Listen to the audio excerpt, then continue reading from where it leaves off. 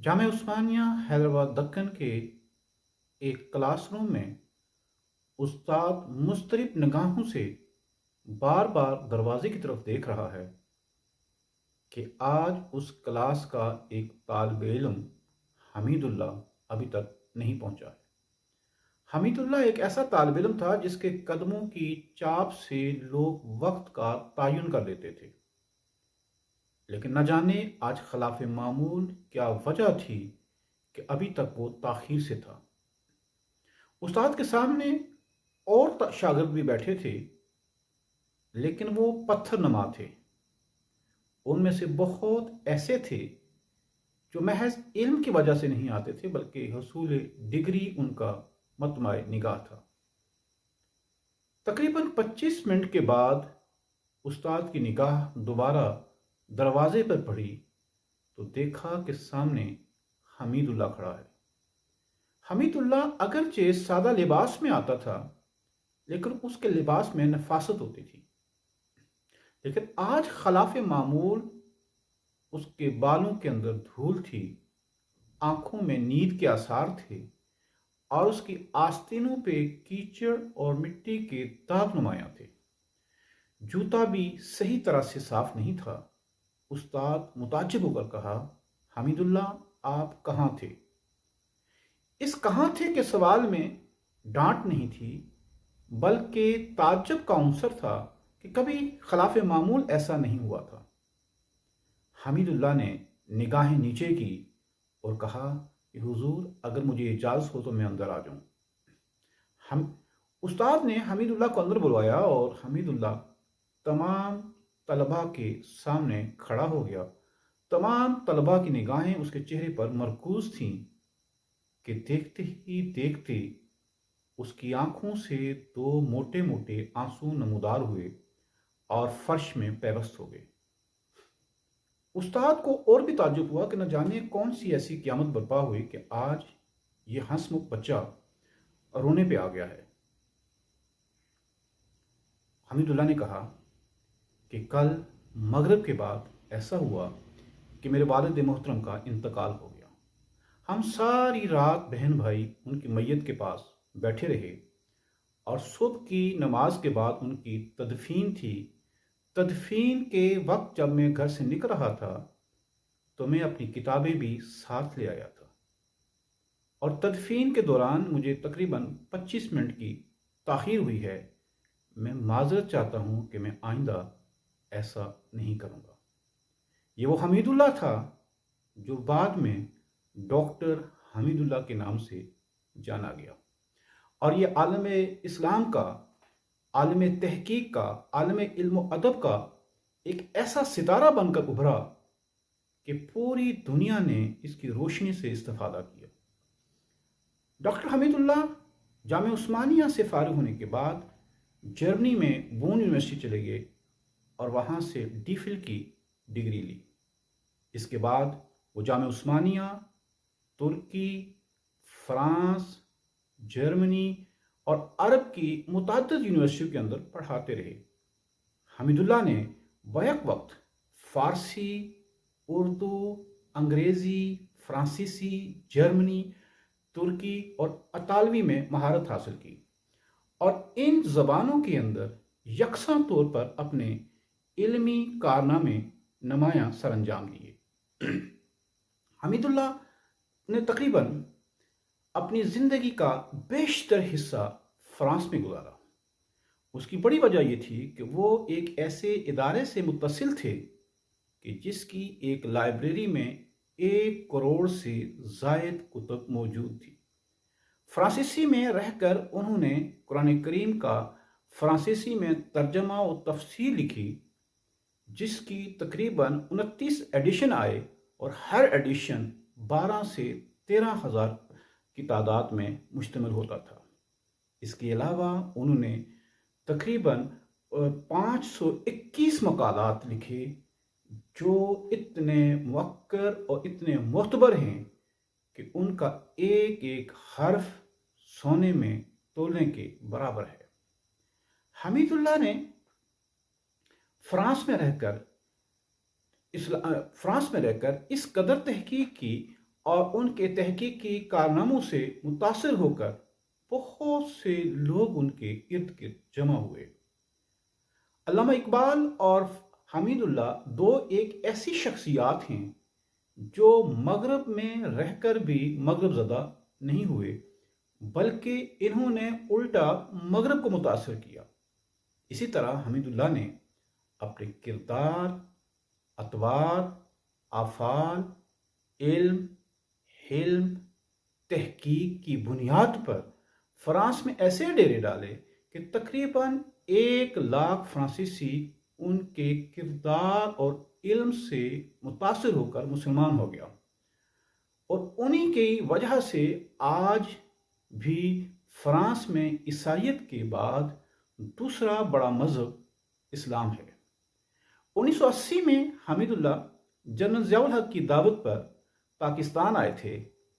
اور میری مادر علمی اسلامی یونیورسٹی بہاولپور میں انہوں نے خطبات بہاولپور کے نام سے خطبات دیے تھے۔ یہ خطبات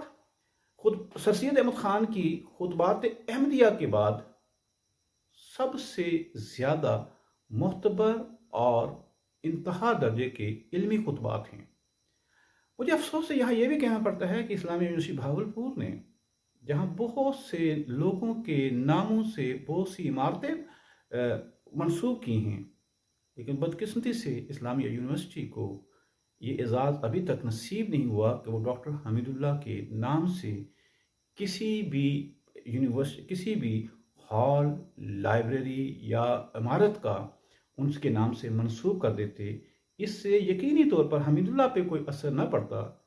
لیکن اس ادارے، اس عمارت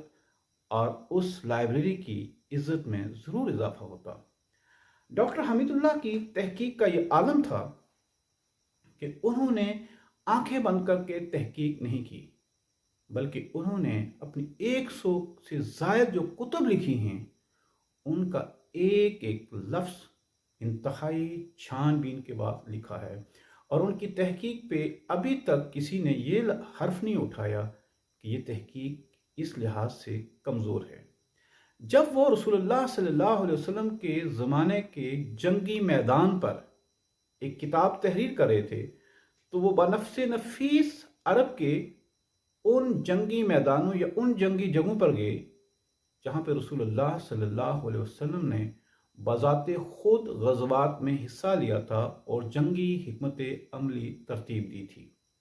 وہاں جا کر انہوں نے معلومات اکٹھی کر کے وہاں سے پھر اس کو اپنی کتاب میں شامل کیا تھا۔ حمید اللہ کی نے جہاں قرآن کریم کی تفسیر لکھی، اس کے ساتھ ساتھ سیرت نبی صلی اللہ علیہ وسلم پر ان کی 2 جلدیں فرانسیسی زبان کے اندر ہیں، جس سے فرانس کے تمام تر علمی اور ادبی حلقوں میں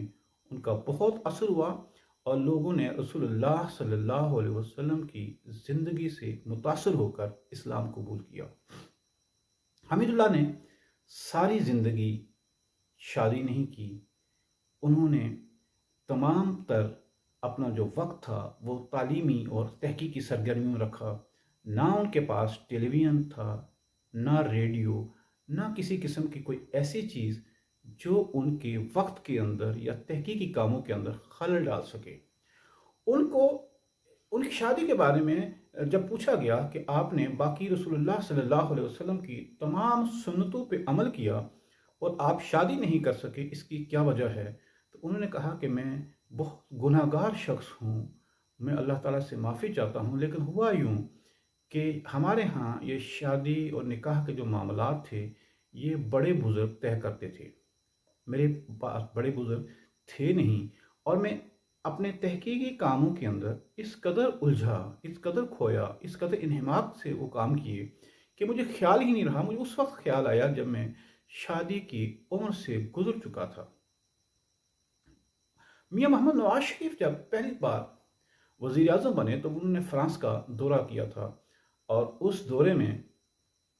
انہوں نے ڈاکٹر حمید اللہ سے ملنے کی خواہش کا اظہار کیا تھا۔ جب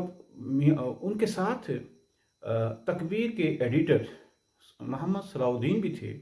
محمد صلاح الدین نے اپنی یادداشتوں میں لکھا ہے کہ ہم جب ان سے ملنے گئے تو وہ میں میاں نواز شریف صاحب کو ہوٹل میں چھوڑ کر جب ان سے ملنے گیا، کیونکہ ان کے پاس ٹیلی فون نہیں تھا، ان سے رابطے کی کوئی ایسی سبیل نہیں نکلتی تھی، لہٰذا ہم نے کسی طریقے سے ان کے پاس پیغام بھجوایا، تو وہ ایک پرانی بوسیدہ سی عمارت کے چوتھے منزل پر تھے، اور اس چوتھی منزل میں نہ کوئی لفٹ تھی، اور اس پیرانے سالی میں اس وقت تقریباً ان کی عمر 82 یا 82 سال تھی، اور 82 سال کی عمر میں وہ ہر ایک کام کے لیے خود نیچے آتے، اترتے اور چڑھتے تھے، لیکن انہیں کبھی کسی اس کا احساس نہیں ہوا کہ میں کوئی مشقت طلب کام کر رہا ہوں۔ پورا دن وہ لائبریری میں گزارتے تھے، اور باقی وقت جو آتے تھے وہ اپنے کمرے میں، ان کے کمرے کی حالت یہ تھی کہ اس میں ایک چارپائی، 3 کرسیاں، ایک بوسیدہ سا صوفہ، اور باقی تمام تر کتابوں کے ٹرنک تھے، جہاں پر کسی قسم کے تل دھرنے کی جگہ نہیں تھی۔ دوسرے روز ان کی ملاقات میاں محمد نواز شریف صاحب سے تھی، تو 11 بجے جب وہاں پہنچے تو اس وقت ان کے ہاں فرانس کے وزیر دفاع کی میٹنگ چل رہی تھی، تو انہوں نے ان سے عرض کیا کہ مجھے آپ سے ایک تفصیلی ملاقات کرنی ہے، اور میں چاہتا ہوں کہ وہ جی بھر کے باتیں ہوں، لہٰذا میں اس میٹنگ سے فارغ ہو کر پھر آپ سے ملاقات کرتا ہوں۔ جب وہ میٹنگ ہوئی، انہوں نے کسی قسم کا اظہار نہیں کیا کہ میرے وقت اس وقت ہے، لیکن انہوں نے خوشی سے تقریباً 1 گھنٹے تک وہ ملاقات جاری رہی۔ اس کے بعد ان سے ملاقات ہوئی، اور ملاقات میں جہاں بہت سی باتیں ہوئیں، پاکستان کے لیے بہت سی چیزوں کے بارے میں ان سے پوچھا گیا، استفادہ کیا گیا، تو انہوں نے کہا کہ میں تو پاکستان کے حالات سے مجھے واقفیت نہیں ہے، کیونکہ میرے پاس ریڈیو یا ٹیلی ویژن یا ٹیلی فون نہیں ہے، میں تو تحقیق کی سرگرمی میں الجھا ہر وقت منہمک رہتا ہوں، لہٰذا آپ ہی مجھے بتائیے۔ تو میاں صاحب نے انہیں کہا تھا کہ آپ 1 ہفتے کے لیے پاکستان میرے مہمان بن کر آئیے، میں آپ کو پاکستان کے اندر پاکستانی اپنے درمیان پا کر بہت خوشی محسوس کریں گے۔ تو انہوں نے کہا کہ میرے پاس اتنا وقت نہیں ہوتا، کیونکہ میں جتنا وقت ادھر گزاروں گا اس سے بہتر ہے کہ میں یہاں اگر علمی سرگرمی میں گزاروں تو ہو سکتا ہے آئندہ نسلوں کو کچھ فائدہ پہنچ سکے۔ اسی دوران میں انہوں نے یہ بھی کہا تھا کہ آپ اگر مذہبی امور کی کسی وزارت کو قبول کریں تو ہم آپ کو پیش کرتے ہیں۔ تو انہوں نے یہ کہہ کر انکار کر دیا تھا کہ میاں صاحب دیکھیں، مذہبی امور کی وزارتوں کے لیے کئی لوگ وہاں پہ موجود ہیں جو مجھ سے بہتر کام کر سکتے ہیں، لیکن شاید جو کام میں کر رہا ہوں ہو سکتا ہے یہ کوئی دوسرا سر انجام نہ دے سکے، لہٰذا میں اس کام سے معذرت چاہتا ہوں۔ میاں صلاح الدین کہتے ہیں کہ جب ہم وہاں پہ پہنچے تو وہاں پہ مغرب کی نماز کا وقت ہو رہا تھا، اور وہ اپنے کمرے میں ایک شاگرد کے ساتھ، مصری شاگرد کے ساتھ نماز پڑھ رہے تھے، آپ جماعت کروا رہے تھے، ان کی آواز باہر آ رہی تھی قرات کی، لیکن ان کے کمرے کی روشنی بند تھی۔ جیسے ہی انہوں نے نماز ختم کی تو وہ روشنی جلا دی، تو میں نے استفسار کیا ان کے مصری شاگرد سے کہ اس کی کیا وجہ ہے۔ انہوں نے کہا کہ استاد محترم اس بات کا خیال رکھتے ہیں کہ نماز پڑھتے ہوئے کسی کی نظر ہم پہ نہ پڑے، اور ہمارا یہ عمل کہیں ریاکاری میں شامل نہ ہو جائے۔ تو یہ وہ حمید اللہ ہیں جنہوں نے اپنی ساری زندگی علم، تحقیق، ادب اور تمام تر ایسی سرگرمی میں گزاری جس کی وجہ سے آج ہمارے پاس ان کی وجہ سے اتنا علمی سرمایہ موجود ہے کہ ہم فخر سے کسی کو بھی بتا سکتے ہیں۔ حمید اللہ نے باقاعدہ طور پر کسی ملک کی نیشنلٹی قبول نہیں کی تھی، ان کے پاسپورٹ پر باقاعدہ طور پر آفاقی مہاجر لکھا ہوا تھا کہ آپ کسی بھی ملک میں ایز اے مہاجر جا سکتے ہیں، اور تحقیقی سرگرمیوں کے لیے آپ کو کسی قسم کی رکاوٹ نہ ہو۔ فرانس کے اندر انہوں نے جتنا وقت گزارا اس میں بہت سے لوگوں نے اس سے استفادہ کیا، اور بہت ہی ان کی وجہ سے لوگوں کو فائدہ ہوا، نہ صرف عالم اسلام کو بلکہ حمید اللہ کی یہ بھی ریسرچ تھی، انہوں نے حضرت ابراہیم علیہ السلام کی ان کی بڑی وسیع ریسرچ ہے، اور حضرت ابراہیم علیہ السلام کے بارے میں ان کی ریسرچ پہ انہوں نے یہ ثابت کیا ہے کہ حضرت ابراہیم علیہ السلام کا جو عہد ہے اسی عہد کے اندر رامائن بھی لکھی گئی ہے، کیونکہ رامائن کے اندر بھی حضرت ابراہیم اور حضرت اسماعیل علیہ السلام کی قربانی کے واقعات اور ان کا تاثر، ان کا عکس ہمیں دکھائی دیتا ہے۔ انہوں نے یہی بات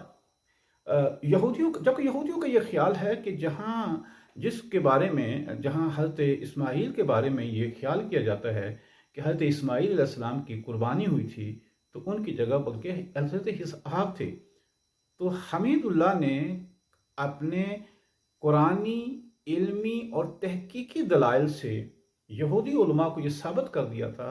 कि कुरान का नज़रिया बिल्कुल दुरुस्त है। जिनकी कुर्बानी हुई थी वो हज़रत इस्माईल अलैहिस्सलाम ही हैं। अब आप माने या ना माने, एक मुहक्किक का काम ये नहीं होता है कि वो अपनी बात दूसरों को मनवाए, बल्कि उसका काम ये होता है कि वो अपनी तहकीक से दूसरों के सामने असलियत रखे। नताइज को कबूल करना ना करना, उन पे अमल करना, ये उसका काम नहीं होता, बल्कि उसका काम हक़ाइक़ को सामने लाना होता है।